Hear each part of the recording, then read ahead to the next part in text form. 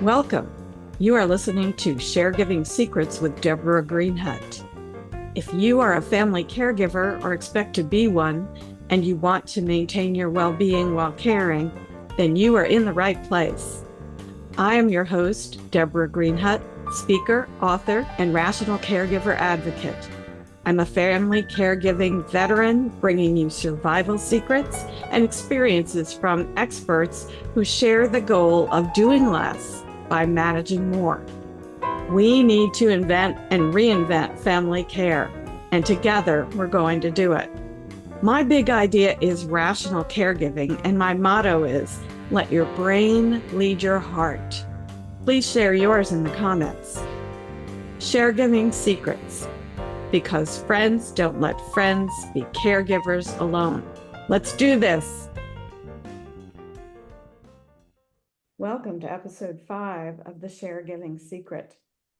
It was a chance meeting that brought me into the sphere of Maritri Garrett, a wonderfully talented musician and an even warmer, generous person. I want you to listen with joy to this true artist who faced the music in her own life, unexpectedly disrupting her global career as a performer to become a sandwich generation caregiver, first for her parents and then for her parentless nieces. I sat down via Zoom with Maritri a few months ago to review her extraordinary entry into caregiving and how she did it. If caregiving descended on you like a thunderbolt, you'll find much harmony in listening to this uplifting, honest interview.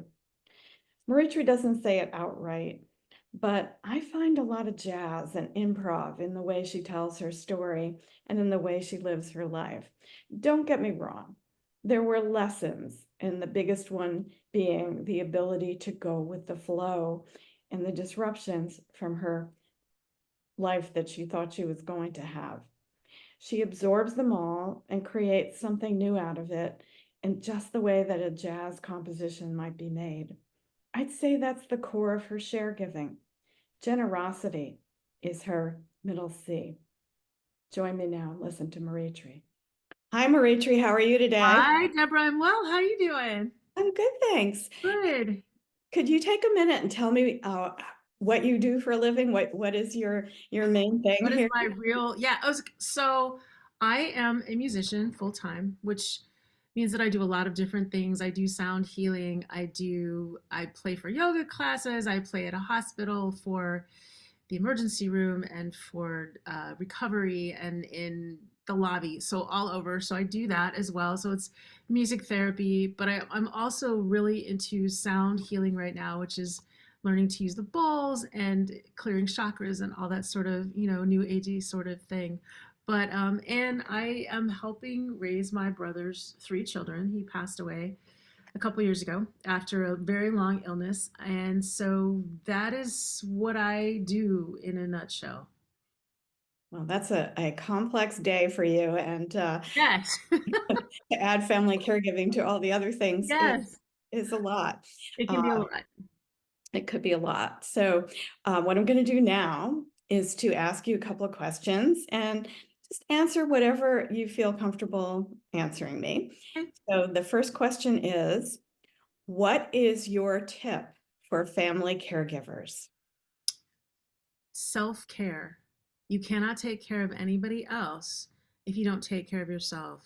When my mother got sick rather really suddenly, I mean, she'd been in perfect health and then she had a stroke and then she was out within 3 months. It happened in October. She was gone in December. And one of my friends had recommended this amazing book by Twyla Tharp, um, just the art of taking care of your time and having a schedule and a regiment. And for me, that was the most helpful thing because every day I would get up early, I would take care of the dog, I would take care of the house, go to the hospital, go to the gym, and then go to mass, go see my mother, and then just that whole thing. So every day it was sort of the same thing because I needed to make sure that I was eating every day, that I was taking care of my health, the dog, my mental health, just sitting quietly and well, going to mass. I mean, it's funny because I was raised Catholic and I believe in a whole host of other different things that, from Judaism to Buddhism, to yoga, to whatever. But what I found is that I needed this moment every day to just take and be still and just commune with God and see what the next thing was. But I also needed to exercise every day and drink water every day and get enough sleep and eat the right things just so that I was able to take care of that. And then my brother got sick around the same time my mom did. And so I was taking care of the two of them. He has three small, they were really small at the time. They were like 5, and 11. So I had these little kids, and I'm a musician. I've been in New York for all this time, and it's always just been me. So learning how to take care of all of these different things. But like I said, just this book was so helpful and so instrumental in just reminding me that I needed a regiment for myself, and I needed to take out time for myself so that I was okay. Because if you're not okay, nobody's okay. You raised a lot of great points. I think it's wonderful that the suggestion came from an artist. We often think of artists as not being disciplined, but if you're a professional, you have a routine, and Yes. incorporating care into that would probably be a very complex effort. So It requires some effort, and it's such an interesting thing because my friend that recommended the book he's an artist in his brain, I think, but he's really a banker and a writer. And as I start reading this, the prologue to the book, Twyla Tharp is talking about, well, when I grew up in the North Hills of San Bernardino, and I was like, I now am back in the North Hills. This is where I grew up. She went to the same ballet school that I went to, but back in the day, I had no idea because she was old enough. She was older enough than I was, and I didn't really know who she was like back then. And now, of course, I know who she is, and it was so interesting. But she grew up around the corner from me. I mean, literally, we went to the same dance school, and then she moved to New York, and then I was like, well, I lived in New York, but as a musician, but I still also worked in the ballet world for a long time. So it was just interesting to read that and just see, okay, well, this is from somebody who came from this place. So let me just really take a good hard look at it. And I think it's one of those things where you can apply it to every part of your life, including care, whether it's child care or elder care or self-care. But I think just the routine of, maybe not every day, maybe you don't go to the spa every day or get a massage every day, but once a week, you set aside that time and take care of yourself so that you can get through the rest. And it was so helpful. that's lovely, really lovely. I also wanted to ask you, what do you wish you had known before you started caregiving? How much it takes out of you and how challenging it is. I mean, I feel like I was really lucky. I watched my mother take care of my father. They made it to 50 years, which is pretty amazing. And just watching how my mother took care of my father, he got West Nile of all things. He went for, I know, in California we don't even really have mosquitoes out here, but he went from golfing 3 times a week to barely being able to move. And so, he was here, my mother was taking care of him, and she slept on the floor in another bedroom with him because he couldn't sleep in their bed because it was too high. And I was like, okay, I see this. And then we started talking about alternative ways of taking care of him. I convinced them to get acupuncture. There was a really great Korean acupuncturist that lived here, an herbalist, and we went and I watched like my father wheel in and then walk out. It was incredible. It was absolutely incredible. And so, but just watching how she cared for him and all of the insurance stuff and dealing with that, and I was like, okay, so when it's her time, I need to make sure that I'm ready for this and that I'm in the right frame of mind and that I'm paying attention. And so that it was really helpful. And then with the addition of reading this and figuring out the whole scheduling piece, because at that point I still had my place in Brooklyn.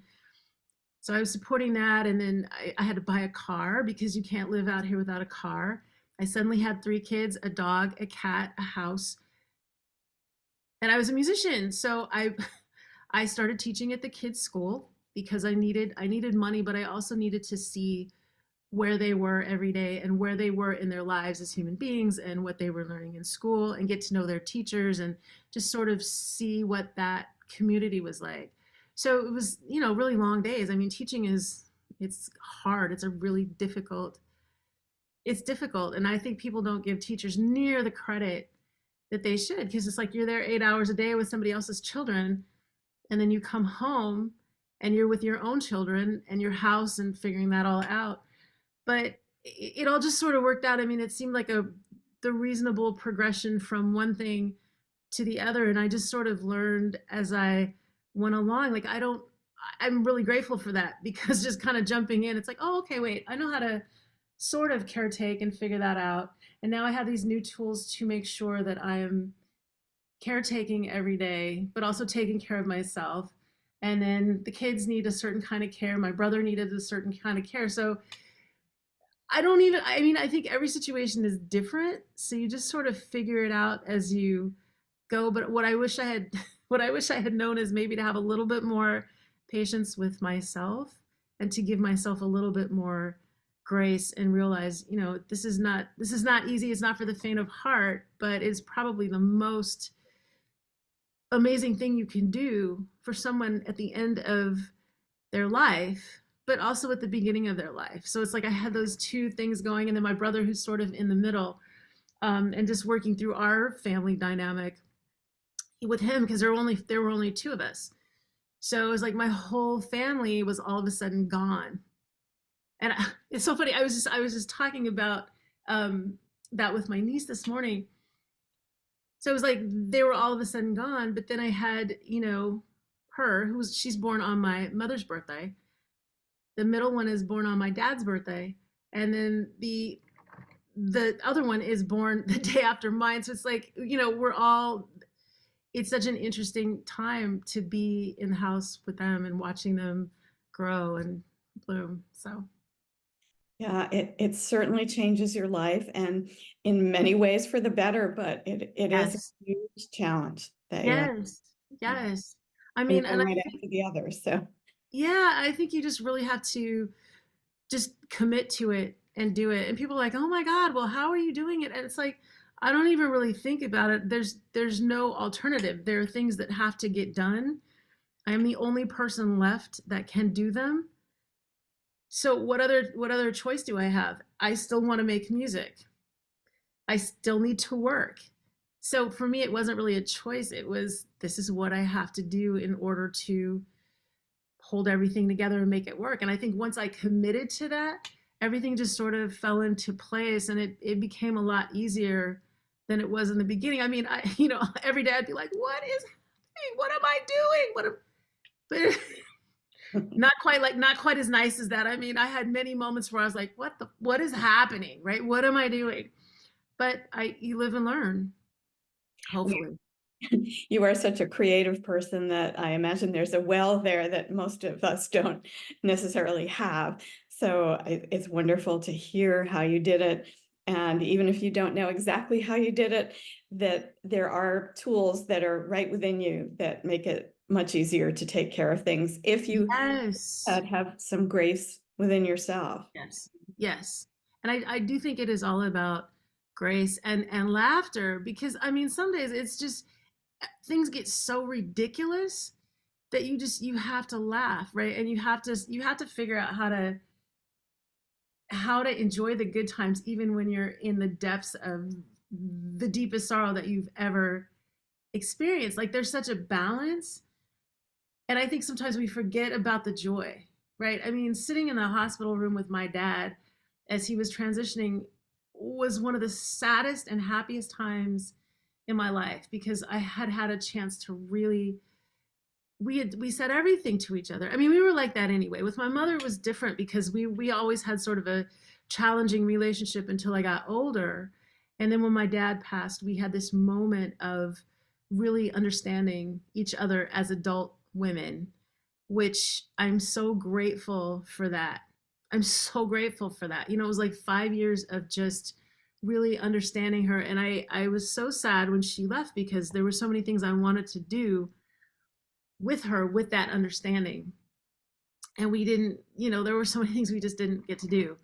But it's okay. I mean, we again said everything we needed to say. We did everything we needed to do. And there were some extra things that were just fun, and we were able to do them. Yeah, so it's kind of a mixed blessing to have that time. It's for the worst of reasons, maybe, but Yes. it propels people to have that communion that they wouldn't have had otherwise. So 100%. 100%. And communion that's a really good word. We don't often get to be in communion with people because we're so busy doing other things. But when you're caretaking, you're also devoting that care to that person. And you just have to remember that they are a person, that they need care, and that they're going through a transition themselves. Right? Because I think sometimes we're just mad. We're like, oh my God, this is too much. I'm tired. But I just thought about, oh, how must they feel lying in this bed, completely helpless? This was not in the plan. And suddenly here we are. And they don't want to depend on their children, but they need us. And so there's that shift too. That's something I wish I had known, just to figure out how to make that shift a little bit easier for both of us. But you live and learn. I think it's like being a parent. I look back on my childhood, and I thought my parents knew everything.